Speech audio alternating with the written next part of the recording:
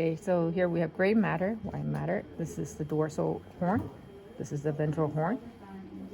Ventral horn, dorsal horn, central canal. Okay, and this is the posterior or dorsal white column, lateral white column, anterior white column. Okay, extending from the back, we have the dorsal root. This is the ventral root. Okay, this is the dorsal root ganglion. Okay, this is the extension of that ventral root. This part is the spinal nerve, and it splits again into the dorsal ramus and the ventral ramus. You'll notice that ventral ramus is thicker because it has to innervate more regions than the dorsal ramus. And then this part extending from the ventral ramus, this is the rami communicans, and this, so these two are the rami communicans. It leads to the sympathetic trunk ganglion, part of the sympathetic nervous system. Okay, and then surrounding our spinal cord, we have the pia mater. Okay, and then we can also see the arachnoid mater and the dura mater.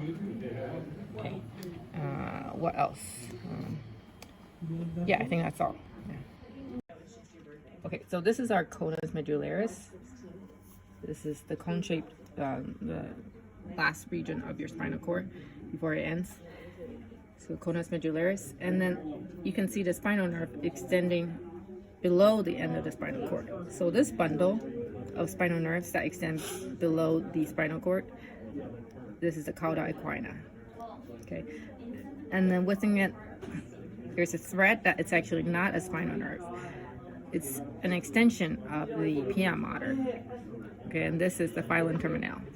It's a thread that helps anchor your spinal cord within the spinal cavity. Okay. Aside from that, you can see running alongside the vertebral column, we have the sympathetic trunk ganglia. Okay, and this is part of the sympathetic nervous system. Okay. Okay, so this is the falx cerebri. Falx cerebelli is not visible here. This part is the tentorium cerebelli.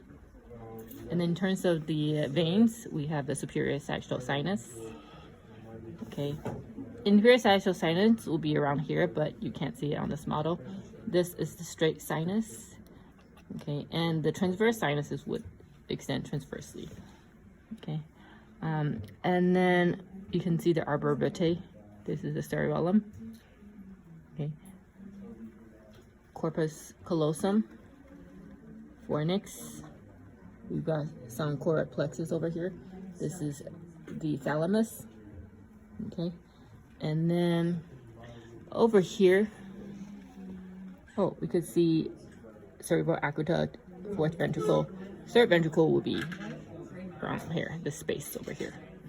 Okay, and then in terms of cranial nerves that we can see in this model, cranial nerve 2, optic nerve, travels through optic canal. Okay, here we see this is cranial nerve 5, right, trigeminal nerve, along with cranial nerve 3, 4, 6. So 3, 4, 6, and the first branch of trigeminal nerve. Okay, those travel through the superior orbital fissure, exits through the superior orbital fissure. Second branch of trigeminal nerve exits through foramen rotundum. The third branch of trigeminal nerve exits through foramen ovale. Okay, and then over here we have, can you see over here? Oh, okay. So this one is the internal acoustic meatus, and exiting through it are cranial nerve 7 and 8. That's our facial nerve and the vestibulocochlear nerve. Okay, and then this one will be the jugular foramen carrying nerves from 9, 10, 11. Right, and then we also have hypoglossal canal that carries the hypoglossal nerve, cranial nerve 12. Yeah, that's all.